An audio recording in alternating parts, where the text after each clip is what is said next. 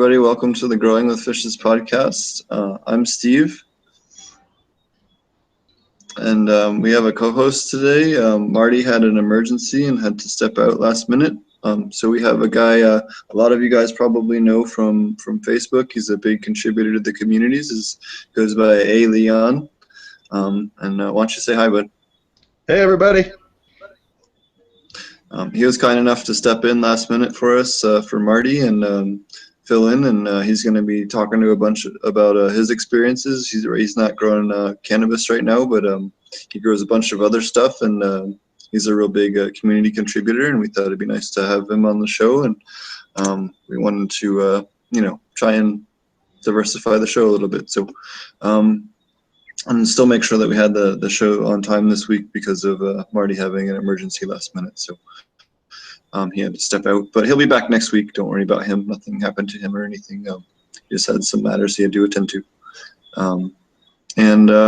So this week we've had things have been coming along in Jamaica.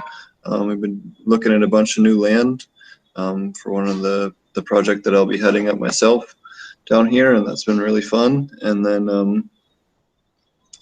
I've been working on some other projects. There's a project in the West Coast that'll be announced here soon that you'll get to hear a lot more on. And then I'm headed back to the States here next week, and that'll be nice. I'll be able to do a lot more with the show. I won't be stuck on just my laptop and everything.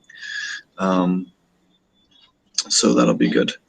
Hey, Leon, why don't you tell us about what your kind of setup you have right now, and then what you're doing and what you have been doing as far as growing and everything else. As far as aquaponics goes, because I'm in a rental situation way out here on the eastern slope, the people that I go through to rent, they don't allow too big of operations. So I just have a little 10-gallon aquarium with some goldfish in it, and I have a pair of the Aqua Duo filters for the 10-gallon. It works. I'm finding it works really well. It's decreased the change out for just a 10-gallon aquarium. Usually you do that water change out, every week with your normal filters. Instead, I change the water out maybe once a month, and so that's really great. Really saves me on water. It's just really nice to watch the environment as it develops, and the water doesn't really get too dirty, even with the goldfish. I mean, we all know goldfish are like, the muddiest fish around. They just love their own waste. And yeah, so it's really great that I only have to change the water out once a month on a 10-gallon aquarium. Inside the Aqua Duo filters, I'm growing sage so that I can use the sage cooking and stuff around the house. Unfortunately, yeah, just with the rental agreement that I have, and also the fact that I'm still on probation, I don't grow any cannabis right now or anymore for now. And yeah, the rental situation forbids me from growing cannabis, even for medical. And this is still here in Colorado, where we're supposed to be legal with it, but these rental agencies, and a lot of people here in Colorado have been noticing this, is that the rental prices have skyrocketed to double the price just in the last 2-3 years since recreational came about. But the rentals don't allow you to grow your own marijuana, which is like, they're charging people double and then not letting them grow their own marijuana, and it's like establishment rape at its finest, I feel. So it's made it really hard, but still, we still have the influx of people moving into Colorado. Everybody's rushing here and rushing to Oregon and Washington, even though rent's going up, and it's crazy. It's crazy. But yeah, so unfortunately, I can't do too big of an operation. When I was growing it, I had a 75-gallon watering tank, and I filled it with crawfish and grew aquaponic vegetables and cannabis for a medical patient. My mother was my medical patient, so I was growing for her, and I was doing really great. I was growing her 6 6 pounds every 6 months just by using crawfish and letting them grow to their almost full size. I'd only let them grow to 4 or 5 feet tall, all flowering and everything, and then I'd harvest them down for her. And so that was really great. I figured it cost me about 16 cents a gram when all was said and done because I wasn't spending so much on nutrients anymore. And I had learned about aquaponics years before while I was still living in Arizona. Arizona, with their water usage problems, you really always look for ways to conserve that water when you're doing gardening. And so when I had come across aquaponics, I was like, oh, I got to try this. And that was like 15, 20 years ago now, and it was absolutely awesome. You could just go and get a cattle pond, you know, the big steel cattle ponds, and raise your fish in that. And what we were raising was just goldfish. We didn't eat the goldfish or anything, so we'd grow the goldfish, and then we were using that goldfish water to water crops, and just grew a multitude of crops. And I was like, I was hooked right then. It's my life. I've just almost every waking minute is spent researching something or listening to other people's questions, answering questions online. And I'm sure, as you've seen, you know, when it comes to some of the more out there questions, I'm always one of the first ones to answer it because I've already researched these things and seen what other people have done and what I've done personally to make things work. And so I just love sharing what I know. It's been great. So, how? Tell us more. You said you were growing. Tell us more about your aquaponic cannabis setup that you had there. You said you were growing. Tell us about your setup and how you had the, you know, all about it.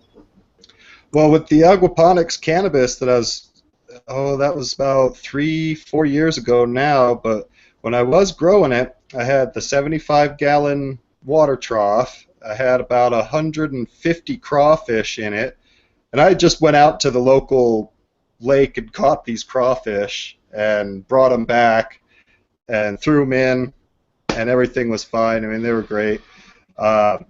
With that 75 gallons, it would cycle up to another bin for the bioclarification, and that bin gravity fed down to the cannabis plants and also pumped back over to a flood and drain system that I had growing the vegetables in. So I had the vegetables like tomatoes and lettuce and broccoli and you name it, I would throw it in there and grow it. And that was fed through the bioclarifier. And then the bioclarifier was also gravity feeding down to the floor level, and the cannabis was getting all the goodies, you know. And crawfish do tend to make a lot of waste, but because they're filter feeders, they really keep their water in a pristine condition. I can remember the water I had was crystal clear, even though there was sediment on the bottom from all their waste. And so I'd have to go there once in a while with like a snuffer bottle and suck up all the extra waste, and I'd fill mason jars with that, and then I'd use that as part of the ingredients with worm tea, and it just did magic. I mean, crawfish and worm tea, you can imagine, you know. It was really good stuff. Yeah, the other thing, at least in a little bit of testing that we did, is that crawfish tend to have a much higher phosphorus level. They sure do. Than other things. Yeah, they sure do. They sure do. They're really great. Their waste is really great as well from all their shell casings. Their shell casings are just calcium. So that calcium is fed to the plants in a micronutrient state that's already dissolved in water, and you're getting the phosphorus, you're getting the calcium, you're getting a little bit of potassium as well. There's a higher potassium level I noticed with the crawfish waste as well. So yeah, crawfish waste is just it's phenomenal. It's absolutely phenomenal. Everybody that's tried crawfish in their aquaponics systems. They swear by them, and you couldn't get them to part with their crawfish, even if you put a gun to their head and said no more crawfish. You know, they become a Yes. definite integral part of any system once you try them. Yeah. So how did you have the route set up for that? It was somewhat of a dual route system, but they were gravity fed through the. I don't know if you're familiar with the autopots. Have you heard of the autopots?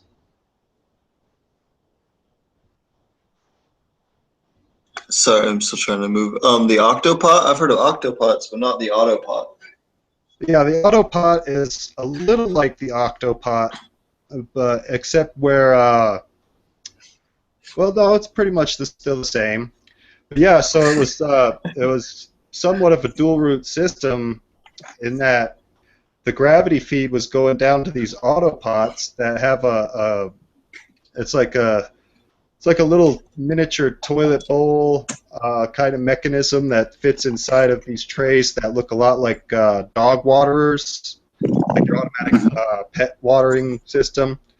And the pots sit inside those, so it was getting this constant flow of the nutrients from the bioclarifier through gravity feed.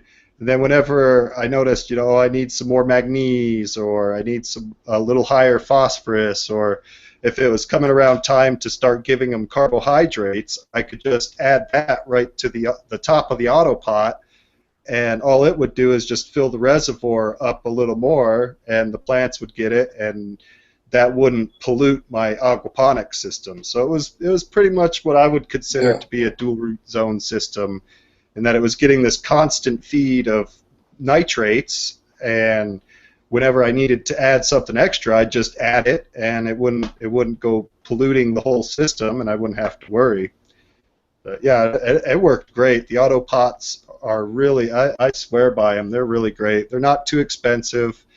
Well, the bigger the system footprint, the more expensive they get, of course. But yeah, they just work really great.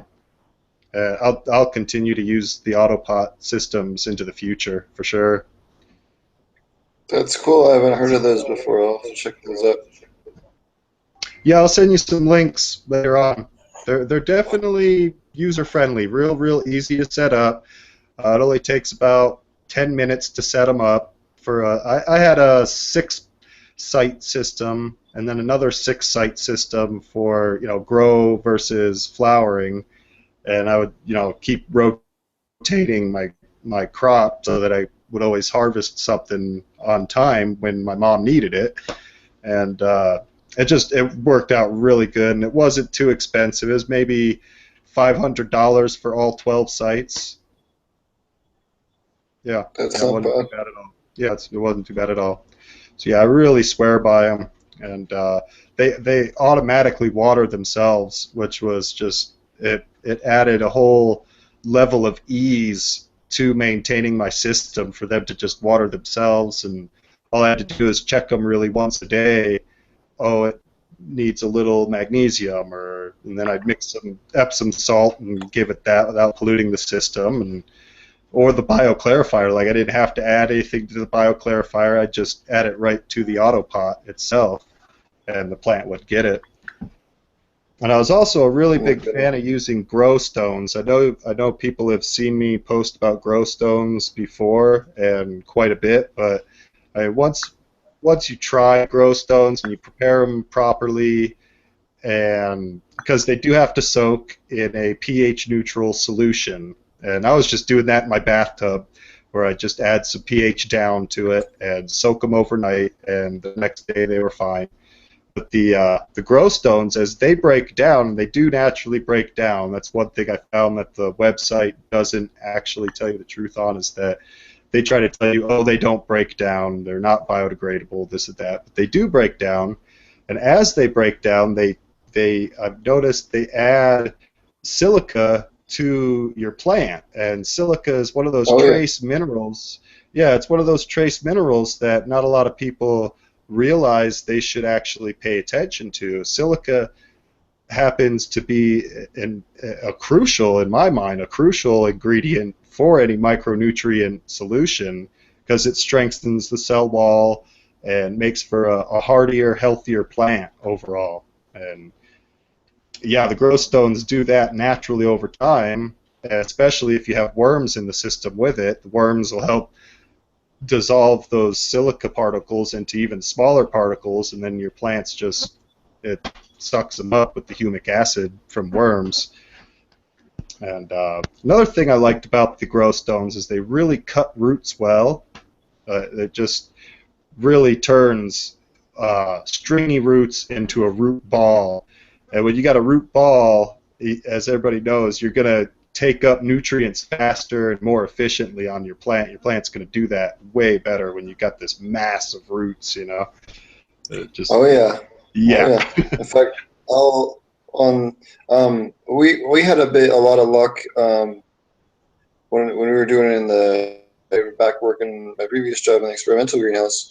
We would put like 4 bags of those in for every, maybe 1 bag out of every 3 or 4 bags that we would put to fill up a 4x4 grow bed is about 4 to 6. 3x3 is 4 bags, 50 liter bags of 4x4 I think is 8 or something like that, 7.5, something like that. Anyways, we'd use 1 bag as the grow stones for the silica addition, and Yeah. the only problem we had is if you ever did like a whole system with it, it kind of adds too much silica and it raises the pH a little too much. Yeah. So it's a great thing to mix in. It's just not a good thing to use as your base. Actually, give me a minute or two here, and I can pull up a picture of. I had a lot of good luck. I actually have some real good side-by-side pictures of some aquaponic dual root zone versus non-dual root zone tomatoes root structure. Right. Here we go. So this was from the lab that I took back when I worked at Aquaponic Source. Hold on, I think I have a horizontal picture here too. Yeah, there we go. So these are 2 tomatoes, and they're back to back, and you can see the root size isn't even close. Like, it's just night and day different. Not Right. even remotely close. And that's Right. dual root zone. The bottom one is dual root zone, and the top one is just a tomato that was straight in the media without doing dual root zone. That was completely dug up real gently. Both of them were dug up very gently and emptied out. And these were anyone that went to Aquaponic Fest. This was that Aquaponic Source did. This is those tomatoes that were in the dual root zone setup, which I also have pictures of. But this was one of the things that we did for showing off to other people that, hey, this works really well. As far as people that, yeah, here we go. So, I mean, the size difference isn't even remotely close between Right. the one that was in the dual root zone had 38% more tomatoes. It had 44% more blooms. It was just completely. It wasn't even close. Yeah. And the reason is, even if you're not even supplementing, simply having the different part of the root structure that can house your mycorrhizae and your terrestrial microbes and lactobacilli and things that don't really like to be fully aquatic, Right. to attach to the root zone, it gives them a place to live and to benefit the plant. You also end up with, because of that, more immunity to the plant as well, because it's more microbes that it has to fend off in the very beginning, or at least get used to. So it makes for it really strengthens the plant's immune system. But yeah, Exactly. it's nice to hear you preaching about silica. A lot of people still don't believe that, and it's so well documented in like soil agriculture, like field agriculture, where It they do is. soybeans and corn and everything else. Especially the other one is if you're in an area and you have high sodium, sodium and heat stress, like in greenhouses, both of those silica dramatically nullifies the stress on the plant for both of those, much more than anything else you can do for the plant. Exactly. Exactly.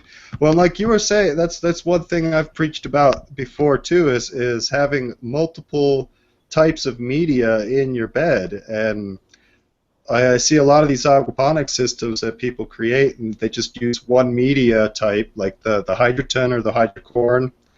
And I'm Yep. like, why don't they add some lava rocks or some pea gravel to it? Something Yep. else, because when you look at like a forest floor, it's not just one particle size. Yep. Nowhere in nature will you find one size of particle except on the beach. And out on the beach of sand, what grows in sand? Sawgrass and nothing you want to eat. Yep. Stuff. Yeah. If you want healthy plants that you can eat, or healthy plants that are going to flower and bloom correctly, you really do want to pay attention to having multiple types of media in your bed. And it's really easy to achieve that. Like you just add, I would say maybe to every 10 parts hydrogen, you would add 1 part of everything else. Like Yeah. Yeah. 1 part grow stones, 1 part gravel, 1 part lava rock, and then 10 parts hydrogen, uh, or Yeah. or any variation thereof, and bam, you've got a forest floor type of situation where it's not just one particle size. Yeah.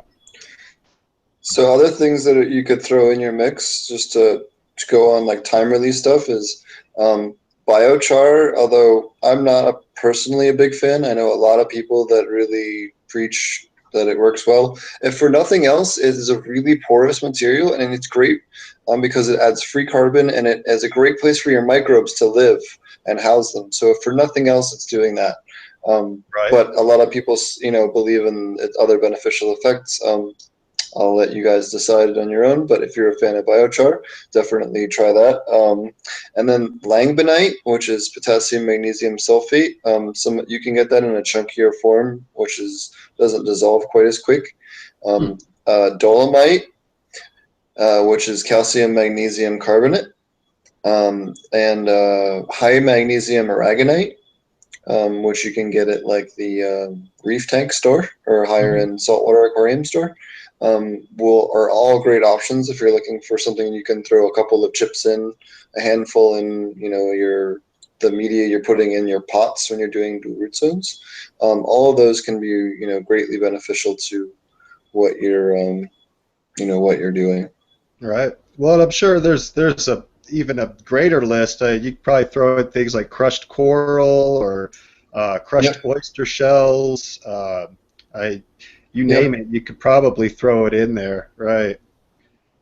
Just be one cautionary note. Just be mindful when you do any calcium carbonate. Don't put it in your Right. main media bed or put it in a bag so you can remove it later. Yeah. Because after about 6 months, the 6 to 8 months, the amount of calcium that's going to dissolve off of the surface that's exposed is pretty much used up, and it'll start to absorb some of your phosphate, and Right. it can screw with your phosphorus levels.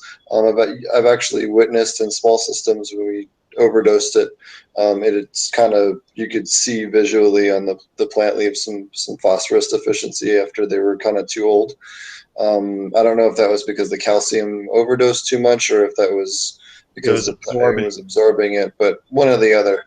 Um, wasn't able to test that one, but you do want to be mindful that if you do it, you want to be able to remove it, or just putting a handful of chips, like I said, in the bottom of Little your bit. pot that you're going to remove later.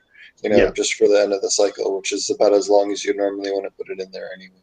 But yeah, Right. it's a great source. Just make sure it's something you are able to remove. Some people like to throw them directly in the media beds and stuff. Another silly one people do is the banana peels in the beds. That doesn't add any available potassium realistically. No. You have to get like 1,800 of them, and you'd have to like dry them and grind them into a powder, and then maybe like Extract maybe the. even Yeah. burn it. Burn the peels to get the potassium. So it Right. I don't know. It's not worth the effort unless you're like on an island like we are here. Right. Or if you're feeding worms, if you want to supplement the worms diet, but it'd probably be fine. Throw them some banana peels once in a while, or a watermelon rind, things like that. for worms. But yeah, no, like you're saying, yeah, you'd have to extract it to get any meaningful amount into your system, right? Yeah, we're trying to find the best source we found for silica here is to use some of the freshwater sand here, and mix it in with our soil mix to have some available silica. But it's kind of hard to get any kind of available bulk silica here. Some of the things we're kind of struggling to find. But I'm Yeah, sure we'll come up with something. right. It's Yeah, you funny. gotta sometimes work with what you can get. I hear that. Yeah, we're doing this other little side project for someone. We're building most of it out of bamboo, which is going to be pretty dope. Cool. Yeah. Yeah, I definitely miss doing larger systems. This 10-gallon aquarium's great. It does satisfy that need that I have to do something at least with aquaponics. But like I said, I can't eat the goldfish. I'm not growing any crawfish right now, and that was one of my favorite things to do was eat my crawfish. Whenever I wanted, really. And they were actually breeding on their own right inside the tank. They just breed on their own, and I'd have little baby crawfish running around in the bottom of the tank trying to hide from the bigger adults. And within a couple months, I'd harvest them and have a little cookout. So I miss those things. I do. But even just having the 10-gallon system does satisfy that need. And I'm sure anybody that does aquaponics, once you do it, you develop this need that, hey, I've got to do this no matter what the system size is or what I'm growing. You just want to do it constantly. Yeah, absolutely. Especially because I like it because I can show people when they come over, friends and neighbors come over and they're like, "Oh, what's that?" And then I can explain to them, and I teach something to somebody that had no knowledge about it, and that's probably the best aspect of at least doing something aquaponics, even if it's tiny, 10 gallons with two aqua duos, and it's a great learning tool for other people. Mm. Yeah, they actually it was funny. Somebody asked me today, like, what did you or what was one of the things that inspired you to do this podcast? And it was honestly it was listening to Dude Grows show, the pot growing podcast, and he's just on every week taking random questions, and I've learned a ton about just different topics around growing that I wouldn't normally look up on my own. And I Right. thought, hey, why don't we do something similar with an aquaponic cannabis show? I'm trying to get people more into aquaponics, mainly involving cannabis, but sometimes not necessarily doing that as the whole episode. So Well, um, yeah, definitely. And I've said it before that, if you want to get into aquaponics, but you're not sure about doing it with cannabis right off the bat, then at least try tomatoes, try some sage, try some peppers, lettuce, increase your peppers are knowledge. great because you can Yeah, work on your LSTing, or you can work on your pinching and bending. It behaves just like a cannabis plant, and if you can get exactly. a ton of peppers, you're good. You're going to be going to at least a halfway decent cannabis plant. You might not be perfect, but you're well on your way. Plus, you have to watch the peppers for mites the same way. A Right. lot of the leaf curl is similar, depend for the different mite species in peppers. Not exactly the same, but it's a good learning plant if you're looking to not invest, or you're in a state that's looking to possibly vote in November. There's quite a few. Right. Um, Get started now yeah, growing something else, and then you'll have that expertise as you grow. And aquaponics is a learning process. So even as experienced as I am, I still I find I need to get more light to my sage plants, but at the same time I need to keep the temperature of the tank down. So yeah, I'm still I still learn things as I go, and everything's a learning process. I don't think there's like anybody out there who knows it all, so to say, with aquaponics. Yeah.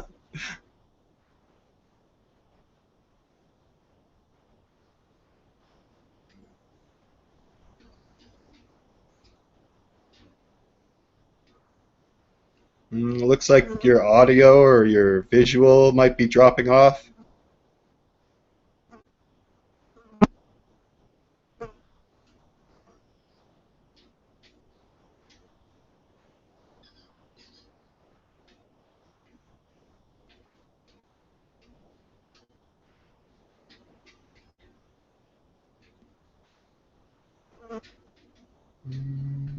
I think we lost you, Steve.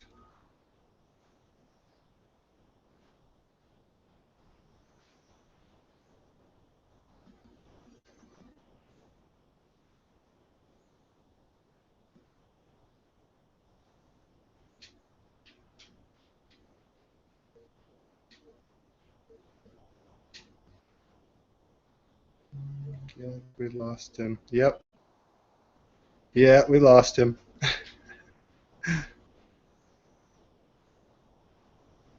How do I get him back? Let's see here.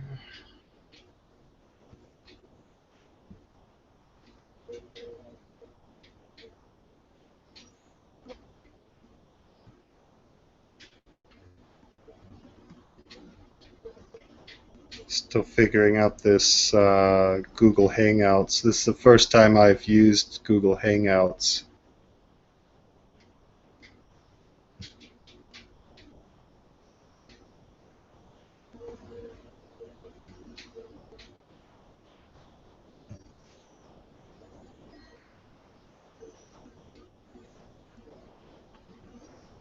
Hmm.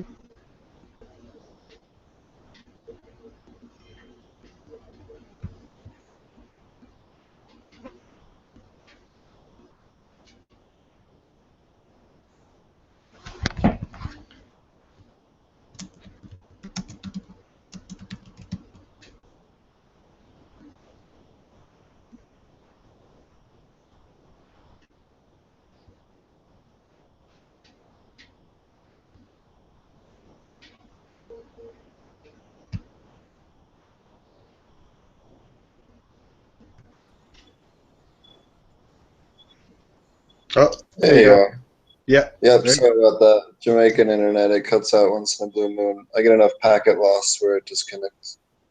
Yeah, it happens to me out here, the eastern slope too. All right, let me look up in chat here. So, yes, it's live, Vincent Bradshaw. Um, where is it here? I was looking to see if there's any questions anybody had in chat. Yeah, go Sorry, ahead. where were we? I didn't mean to get to get lost there. Just gonna roll myself a cigarette. Oh, no worries. Since he's rolling that, I'm going to read off. We got an email today by from KDAC. Um, where is it here? Give me 2 seconds. I'll read it off here. This laptop's just a little dumb, especially when I'm streaming and all.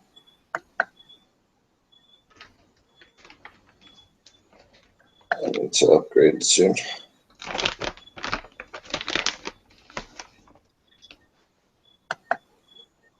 Just gonna reload my email. All right. So I think I was trying the Autopot website, and that is autopot-usa.com. Is the name of it? Is the website that you had mentioned? Well, they have one for the UK, and they also have a site for Australia too. Oh So, yes. yeah, they are international. They're everywhere. Okay, here's Kurt Bind or KDAC. He says, "Hey, hey, Growing with Fishes podcast. I have a couple more questions for today's podcast. If you guys have time, the ideal pH level for cannabis. Mine is currently at 7.8. So your pH, you want generally between 6.6 and 7, ideally. So 7.8, you're going to have some iron lockout issues and a few others issues. Um, can you use lemons as to adjust pH down?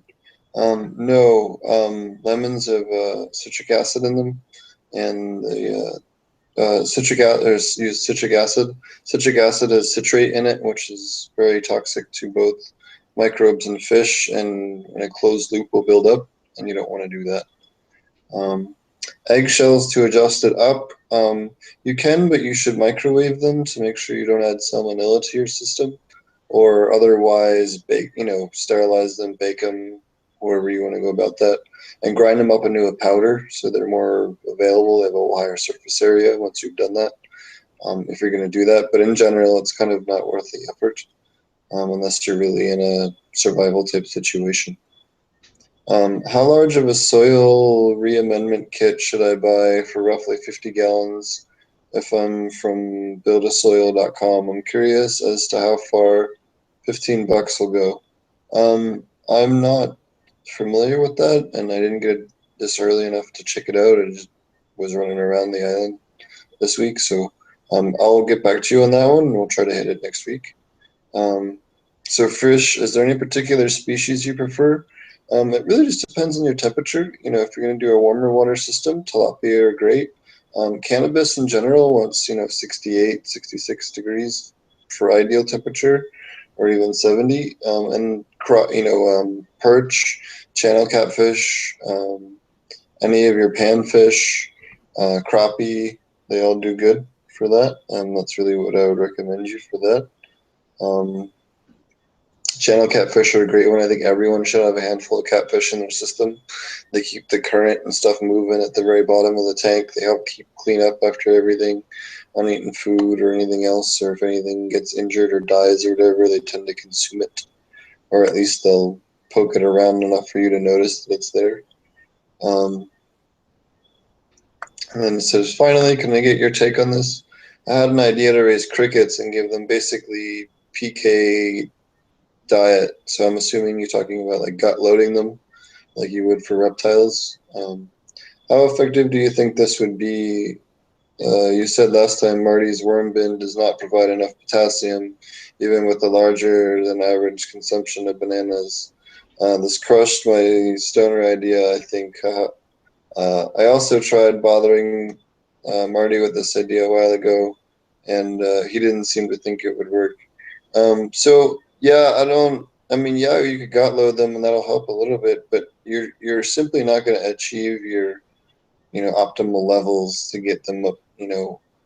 You could, if you have a good mix of, like, I love tilapia for the fact that you can feed them veggies much heavier in flour, and then in veg you can feed them a lot more insects, a lot more pellets, a lot more protein.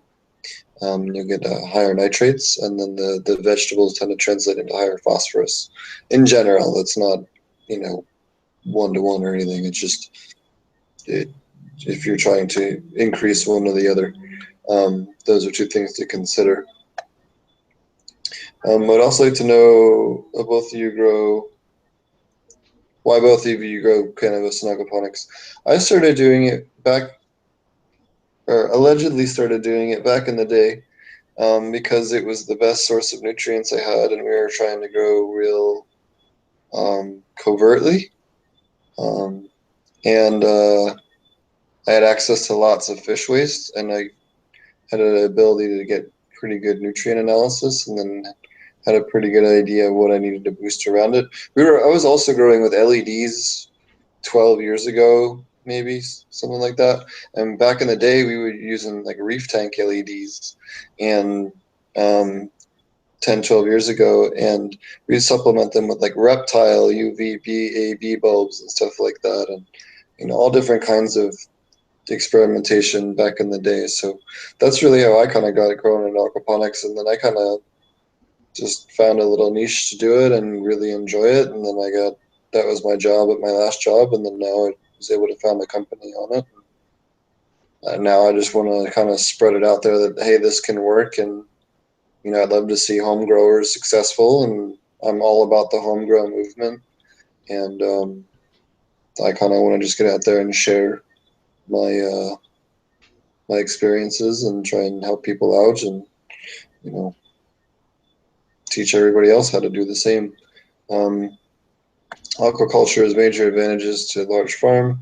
What about a personal grower? So the personal grower, you have better taste and cheaper overall cost. Again, like he was saying, it's so much cheaper to do fish feed, especially when you get to the scale where you start raising a lot of your own insects and stuff, or worms and things like that. It gets so much cheaper that you're only supplementing PK, occasionally micros, and iron. It's much cheaper, and you can get really good yields. It tastes so much better because you're not using chemical inputs, and you can load them up with sugars near the end. Get them, it's just amazing flavored, unlike anything else you've ever had. In fact, one of the people I'm working with in Jamaica, he won aquaponic cannabis because the first time he had it, he said it was the best tasting stuff he's ever had in his whole life, and that's what he wants to get involved with. So plus, we had the ability to grow fish and all that here, but that was really nice to hear. Um, so, like I Well, it said, does thanks for make making this for hobby a better for all of smoother us. smoke too. Yeah, exactly like you're saying. It makes for a smoother smoke, more robust flavor. Uh, like you're saying, towards the end, you can really load up on sugars because your plant just devours them like nothing else. Hydro, you tend to get a lot of nutrient lockup on your roots, so you have to wash those. That's what that flushing is all about in hydro, is to Mhm. dissolve the salts that build up around your roots, and Yep. when you're doing that, your plant is locked up and can't absorb the carbohydrates that you're giving it, like molasses or palm sugars. And you can go wild with what kind of sugar you want to give your plant. Oh It's yeah. fabulous. I love it. Yeah. The guys down here in Jamaica like using soursop juice. They press the skins or take the semi-rotten ones or ones that got bugs in them or whatever, and squeeze them out and pour them on the roots of the plants that they keep for themselves. Nice. Yeah, I've done fermented sugars before too, and it Oh is yeah, a noticeable difference. It's nice. yeah, and it's not so much as the sugar that's going up; it just feeds those microbes, and they process, and it makes the plants produce more sugars. You're not Exactly. necessarily importing it into the plant that way. Some people think. Yeah. Let me go back to the chat here. Uh,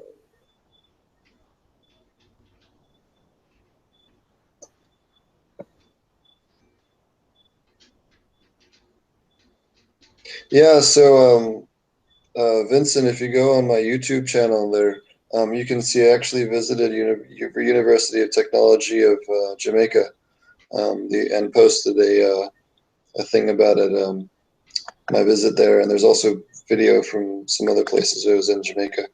And we'll have a lot more videos next trip because this trip was setting everything up and getting everything squared away and working about the licensing and getting an extra client or two down here. And next time we'll be all building greenhouses and stuff. So it'll be fun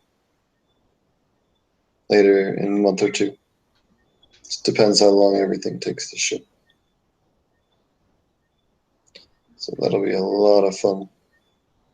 And we'll be back over at University of Technology of Jamaica here at some point as well to have a follow up and on their grow. We'll get them with some nice size normal looking plants there and get them all jacked up.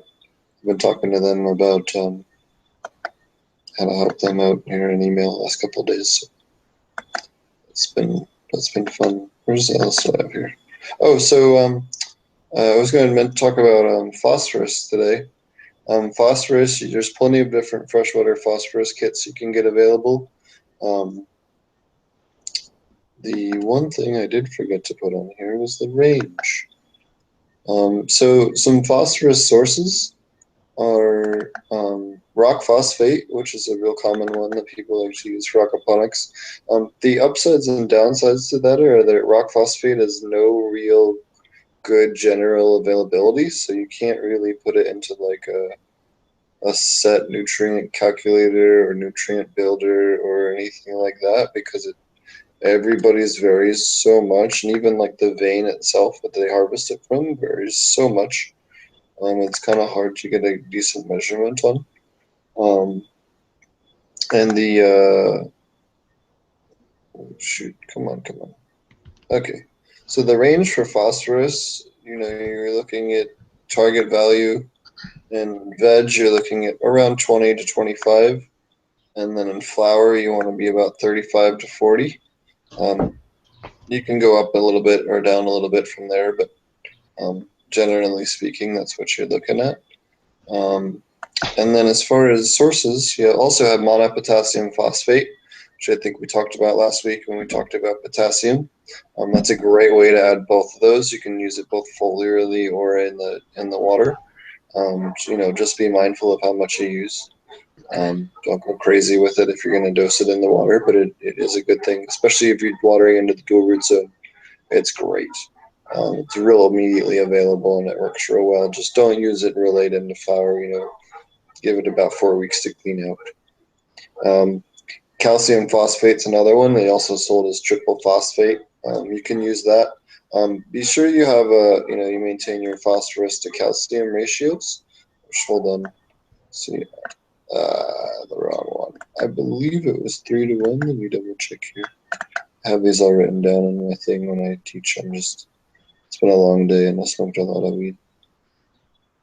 So your potassium to calcium ratio, you want 1 to 3 or 1 to 4 generally to keep it both available, to keep it everything balanced. You guys can recall the episode a couple episodes ago where we talked about Mulder's chart. You can see about how balancing out your nutrients. It's kind of like keeping a disc-shaped teeter-totter where you're trying to keep it from falling. One locks out the other if you get it too high and vice versa. You have too much weight on that end. It imbalances the whole thing. Phos Boost is another great one from Keto Life. I use it a ton in my systems. And it's a fossilized seabird guano. That's the next one on here that I also have on here is any other fossilized seabird guanos. They're another great one. Because they're fossilized, they don't really have any chance of adding bad microbes to your system. Bat guano is also another one, although you should make sure it's sterilized or pre-sterilize it yourself or steam sterilize it or however you want to go about using it. Or just add it to your soil mix when you're using dual root zone and make yourself a good soil mix that's loaded up with good nutrients in it. What do you like to use for your PK boosting, or what did you use? Anything else aside from fish food with your systems, or did you have pretty good luck just heavily feeding them with the crayfish? I guess they're a little bit different as far as their nutrient output. I've only really used them once as the sole source. So, kind of, do you have any other stuff to comment about? Their waste or how that works? I do. Actually, I tended to use, I would take spinach and broccoli, plants, vegetables, namely, that are high in those nutrients, and put them in a juicer, and then take the pulp with the juice and put that into a fermentation process, and just use the tea, so to say, of natural vegetables that you could grow in your yard that are already high in those nutrients, and it worked like a charm. How long did you ferment it for? Oh, just a couple days, like no longer than a week. Okay, Yeah, that's yeah, interesting. yeah. And then just under the sink, at a dark, cool place where the temperature was level, a lot like brewing beer, but only for no more than a week. Um, just enough to get that cake on the top, and then I'd scrape that cake off and feed the plants the juice. And that worked like a charm. That sounds. So, what did you do with the cake? You just throw that away then, or? Yeah, yeah, I know a lot of people use that. If you're ever doing the fermented brews, you get kind of like the cheese or the cake or whatever you want to call it on top. It's kind of gooey. It's great yep, to put on fruit trees, or if you have trees, right, trees love it. The mycorrhizae, it's a great way to feed them. So, right. if you have this and you're brewing it and you're just like, what am I going to do with it? I'm just going to flush it. Don't do that. go whatever plant that looks like it needs a little help in your yard, put that on there. It'll help out a lot. Don't you should anytime you're brewing up that stuff, never you don't really have any waste unless you just live in the Right, city and you just have all concrete. You have nothing else to put, no other plants. right. But yeah, you can even feed your lawn with it, or like you Oh said, yeah, just right. about any plant. But yeah, I was just throwing it away, or I would feed it to my worms. Yeah, worms love it as well. Yeah, Yeah, yeah, it's they're pretty good. one of the other things I've been tinkering with a little. Um, one of the other things I wanted to mention that the guys, or the plant of the week that we'll do with non-cannabis this week is called culantro. Culantro is in the family of cilantro. It's just much stronger and more pungent. Some of the growers will plant it in around the root systems and stuff, or a ring around the plants to help keep a lot of the bugs from crawling up the stalks. So they're handful of homegrown plants. I've been seeing that quite a bit. Yeah, Aside any from they have a any few others. plant from the garlic or the onion family will help do that. And walking onions, I actually have some in my Walking yard. onions are a great one, They are. great one, and they survive colder weather too. They'll survive Colorado winter. Yeah, they really do. Yeah, I've had here. I'll show you here. Got some walking onions. They're starting to bloom too. Awesome. Yeah, no, if you want to give us a little tour, man. Yep. Yeah, so those are the walking onions I have, and they do really great up here. They're just starting to make the little bulbits, and the bulbits are excellent in Show them again. salsas. Yeah, they're really tasty. It's not like the tuber itself. The tuber is really strong, really gritty. I don't really recommend eating the tuber itself of the walking onion, but the bulbits are excellent, excellent. And then my old garden from last year has like gone totally permaculture, and here I'll show you some of it here. So we got the this is the spinach. This is last year's spinach. It came up naturally again this year. And here's some sage from last year. Came right back up this year. I think, yeah, yeah, sage there. And let's see what. Oh, we got some lettuce too that's come back up. Here's some lettuce that's come back up, and Very cool. it's like gone totally wild. I haven't even watered it this year. I haven't done anything to it, and I'm still eating out of this garden a year later. So I love it. It's great. That's awesome. Now, do you take any of your aquaponic or your fish tank water or anything and put that on there? Or? No, actually, I feed that just straight to my rose bed here. I'll show you the roses. And last year they gave me no roses at all. But over the winter, I gave them the water from the fish tank once a month. And then this year, it's blooming. Holy crap! Yeah, and it's huge too. I mean, it's like a 6 foot hedge here. You know? Yeah, that's awesome. Yeah, that's just goldfish waste. Nothing else to it. Last year they gave me like one or two little rosebuds, and that was it. But this year, I can't keep them down. So It's good. The rose hips are good for medicinal.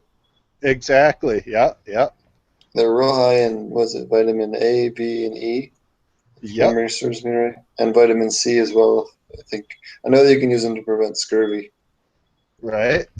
But yeah, and they're fragrant too. Like when you put them in your salads, it adds a fragrancy, it adds color, and any nutritionist will tell you like when you add colors to your diet, you're stepping up your game and you're going to be more healthy. So, Yeah. yeah. All right. Did you have anything else that you wanted to cover or touch on this week? No, that does it for me. It's been a pleasure. Alrighty.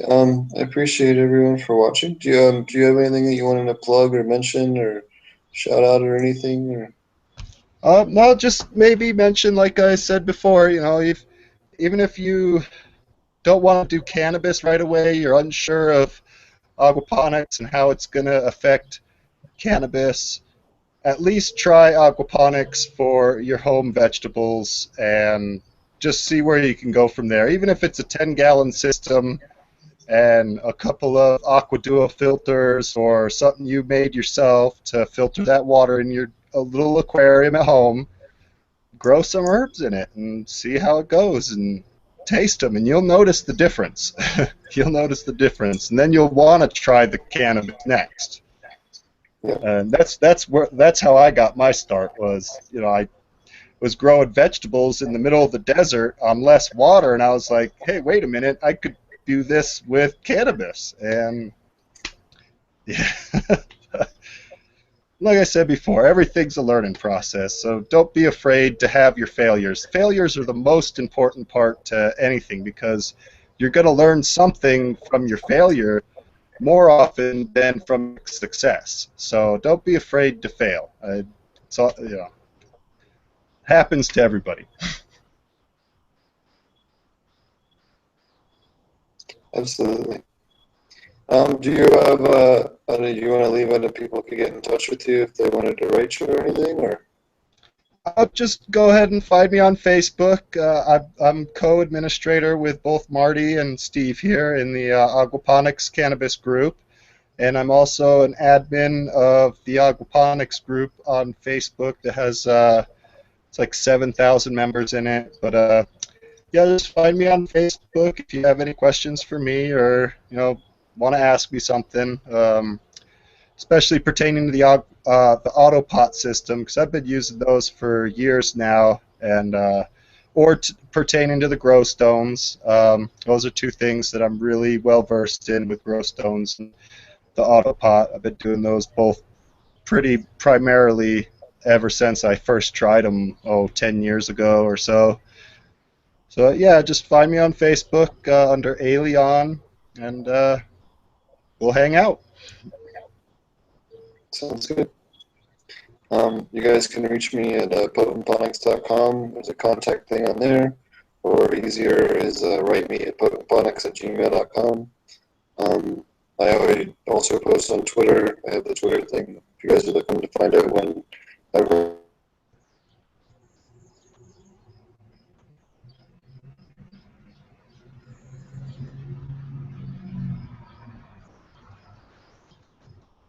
Oh, I think we lost him there at the end. Give him a couple minutes. I'm surprised my internet hasn't cut out. Message him real quick. Tell him we lost him again.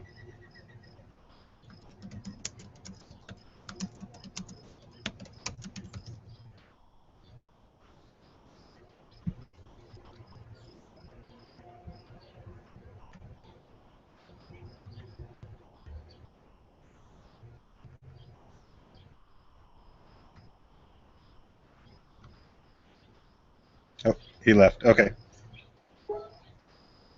See ya.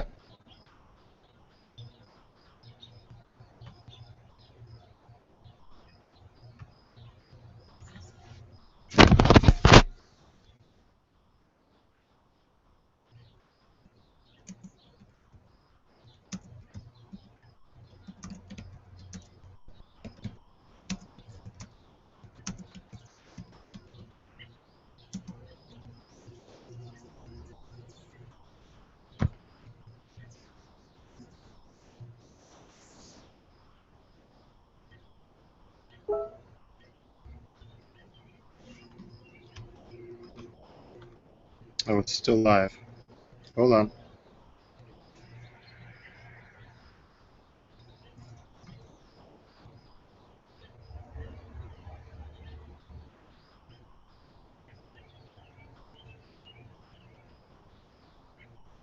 Okay.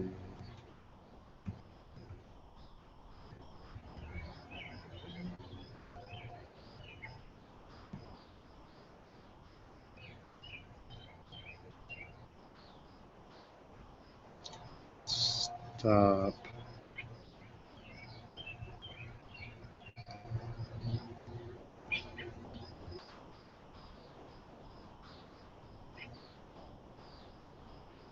Hmm.